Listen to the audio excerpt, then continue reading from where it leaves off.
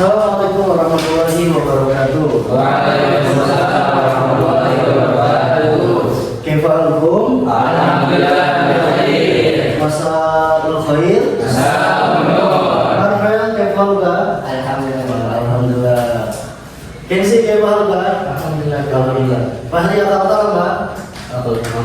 Alhamdulillah biadal masal uridu an nata'allam Quran wal hadis. Pada sore ini kita akan belajar tentang Quran dan hadis. Sebelum kita memulai, alangkah baiknya kita mencari semangat terlebih dahulu. Nah, biasanya Marvel yang bisa membuat semangat. Coba Marvel, ajak teman-temannya bersemangat dulu. Semangat.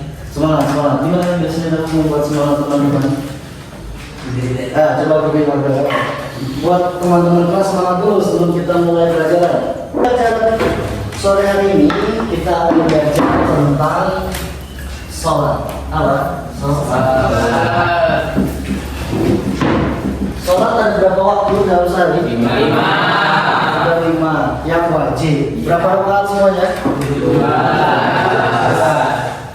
Maghrib berapa rakaat?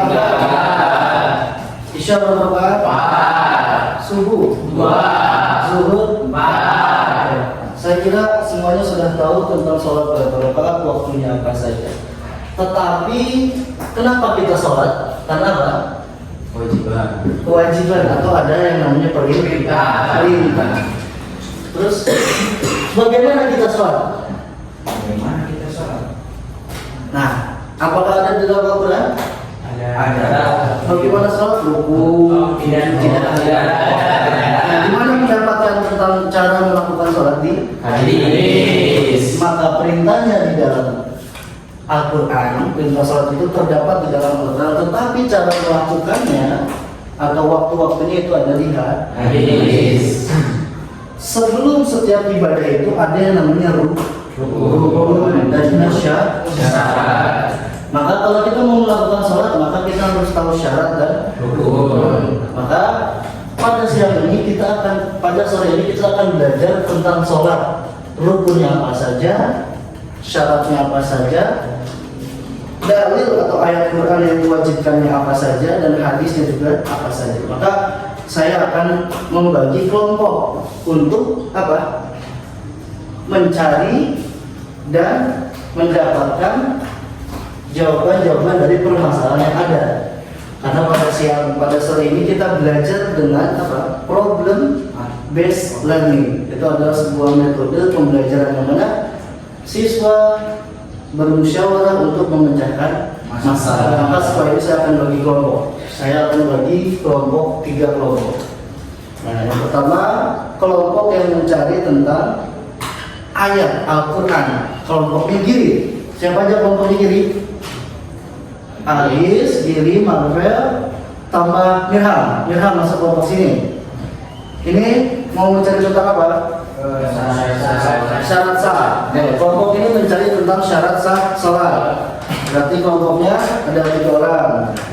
Kelompok ini mencari tentang perintah salat di mana? Quran apa hadis? Di hadis. Jabar masuk ke kelompok ini. Bantu.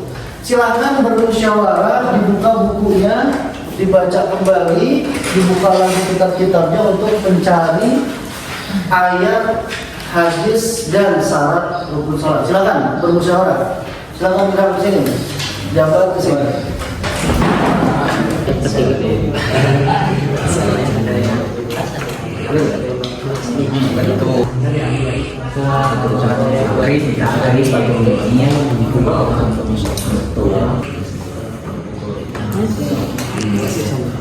Sini juga kan biasanya ada 3 kelas di tempat sini. Ini 13. Gimana?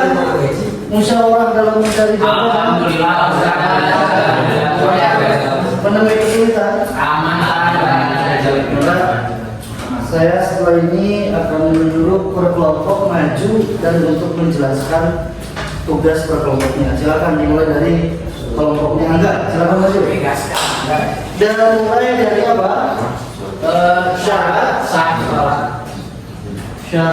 sholat dan Rukun sholat. rukun sholat. Silakan kelompok apa baca satu kelompok jelaskan ke teman-temannya. Satu kelompok Ustaz. Satu kelompok maju semua. Silakan. Ayo. Dijelaskan syaratnya apa saja, rukunnya apa saja. Silakan kita kelompoknya Lutfi. Oke, kami kelompok syarat sah sholat dan rukun. Kita dari kelompok solihin akan ini menjelaskan tentang syarat sah sholat dan rukun sholat. Syarat sah sholat yang sudah kita diskusikan ada 8. Yang pertama itu Islam. Hanya Islam yang wajib dan sah melakukan sholat. Kalau orang kafir mau sholat, Islam dulu berarti tidak diwajibkan. Yang kedua takbiratul ihram. Gimana Pi takbiratul ihram Pi? Nah, takbiratul ihram teh keren-kerennya seperti dia. Nah, gini. Allah Akbar. Tapi kadang ada juga gini. Allahu Akbar. Ya itu nggak apa-apa, jangan disalahkan ya, karena ada dalilnya juga. Tapi ya biasanya seperti ini. Allahu Akbar. Itu ya. Membaca salawat kepada Nabi Muhammad Sallallahu Alaihi Wasallam. Iya. Yang ke-12 salam pertama. Yang ke-13 niat dalam hati ketika memulai sholat, termasuk dalam rukun menurut sebagian ulama. Nah ini niat katanya termasuk dalam rukun menurut sebagian ulama. Iya. Sudah. Tepuk tangan untuk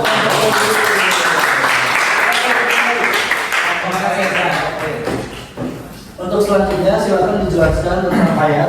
Nanti disebutkan saja ayatnya dan artinya. Oke. Nanti silakan dijelaskan. Silakan kelompok selanjutnya. Apa nama kelompoknya? Kelompok mukminin. Oke, kelompok mukminin silakan dulu. Apa ini membahas tentang ayat-ayat yang wajib atau ayat yang memberitakan tentang wajibnya sholat? Silakan.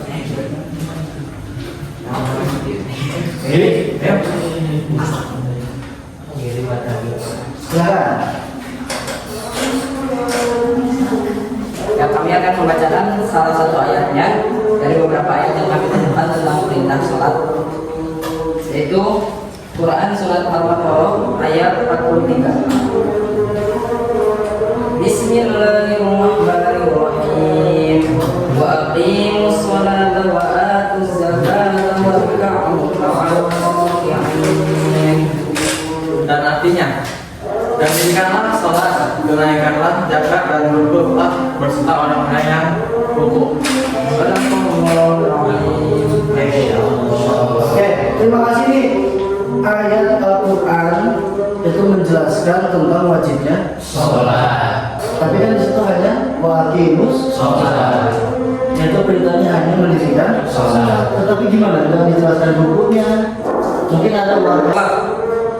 Itu dari hadis riwayat Tirmizi nomor 413 hadis hasan. Amal yang pertama kali dihisab dari seorang hamba pada hari kiamat adalah sholatnya. Jika sholatnya baik, maka baik pula seluruh amalnya. Jika sholatnya rusak, maka rusak pula seluruh amalnya.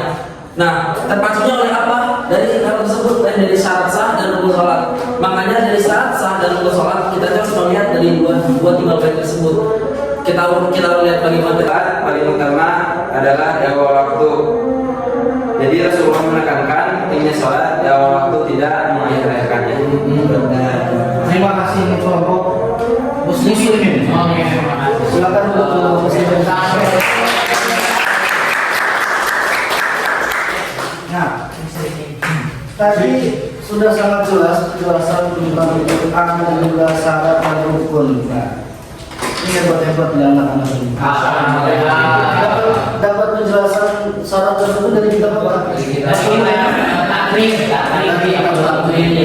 Kamu ngambil hadis dari kitab apa aja? Sahih Bukhari atau dari Kutub Sita? Kutub Sita dari Al-Nawawi. Ini Al-Quran surat Al-Baqarah. Tadi sudah sangat jelas bagaimana penjelasannya. Maka alangkah baiknya kita memahami secara detail tentang sholat, baik itu ayat yang mewajibkan, baik juga hadis-hadis yang menjelaskan tentang kaifiyah atau cara melaksanakan sholat, termasuk yang paling sunnah. Karena kenapa al-ilmu bil amal.